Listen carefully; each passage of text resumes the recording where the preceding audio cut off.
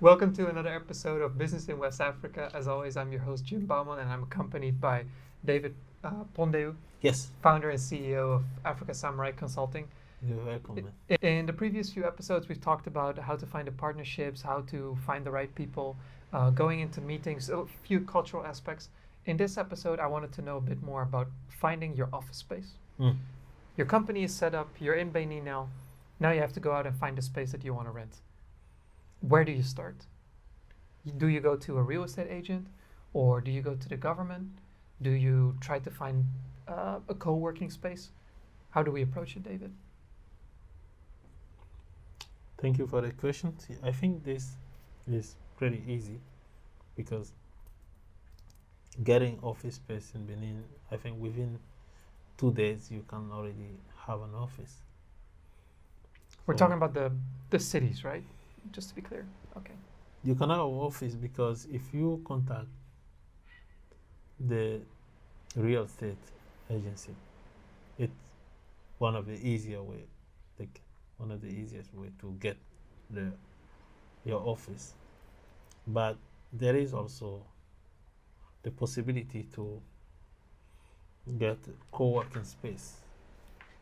Those are not that much, but you can still get it if you want.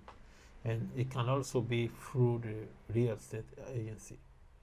You can also go for apartment. It's up to you. Some people rent apartment and they stay there in their office in the same area so that they don't need to move from one place to other place before getting to office. They create, home and office environment same time. So we have those kind of styles. So I think it's easy to get office through all this possibility. Government can also help depending on the project. If your business is related to government, you ask for government help to find a space to do your business. I think there are some kind of possibility with government as well. You've talked to the real estate agent, you want to find your space. Yes. Is it common for companies to buy the property, or they generally rent it? Are both like about equally available, or is there a preference for one over the other? Both are equally valuable. It's possible to buy a property and it's also possible to rent. But my advice will be maybe you can rent for a few months before make sure that this is the right place for you, because you might feel like at the beginning, okay, this is the right place, and after you feel like, going somewhere else. So it's better maybe if you rent it, then it's easy for you to have that chance to change the place. But if you buy the property, then I think you're going to be there for, whatever reason, maybe for you, that want, like that will push you to move there. To move from there, you might not be able to move from there because of you already took the decision. So my advice is to go for the renting first, but you can still buy a property if you have the clear understanding of what you want to do and found out that this is the right place. I think buying the property is really good as well. So yeah. And when it comes to rental agreements, what is the general length of a rental agreement? Is it something that's annual and then renews annually? Or are shorter term agreements also very common? Rental agreement is you have to pay for some amount to what we call the guarantee. Mhm. Yeah. Do we use this The word? deposit? The deposit, yes. And then after the deposit, you have to keep paying monthly basis. Okay, and the deposit is 1 month worth of rent, or it's 2 or 3 months worth of rent? Or? It can go to up to 5 to 6 months. Wow. But this deposit you can get it back after. Of You course. yeah. So because not in some country where you don't get it back, but you can get it back. But one specific thing like electricity bills and water and gas and Internet, I guess. internet and bodyguard, like someone to take care of,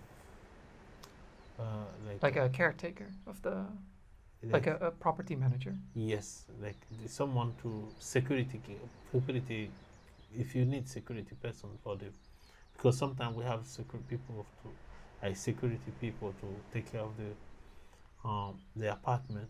So those kind of small amounts can be something to be added to the rental fee, but it's not that much. So saying that, I was trying to clarify that you get the apartment, but whatever else you pay by yourself. Okay. Yeah. And then is it common to get some kind of insurance as well for the property? Let's say in case of a fire or theft or things like that? Yeah, it's possible. Yeah, we can get some insurance for that. There are a lot of insurance agency for property and different type of services. Okay, and just now you mentioned security.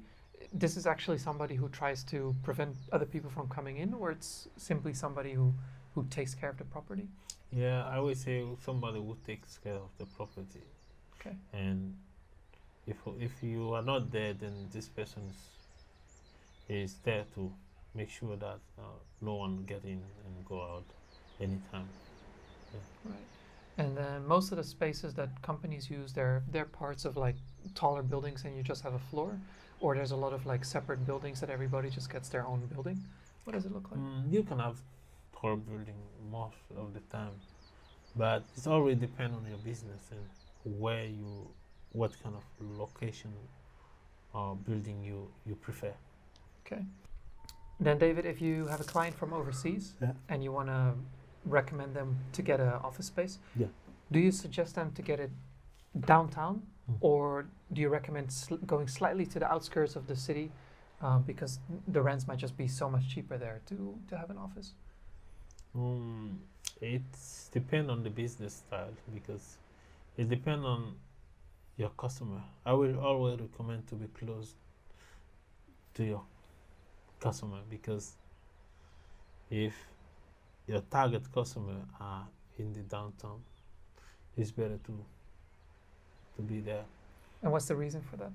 Because I will recommend to not get through a lot of transportation, because transportation from point A to point B might be a little bit struggling sometimes, maybe for traffic jam, or you might not have some quick move.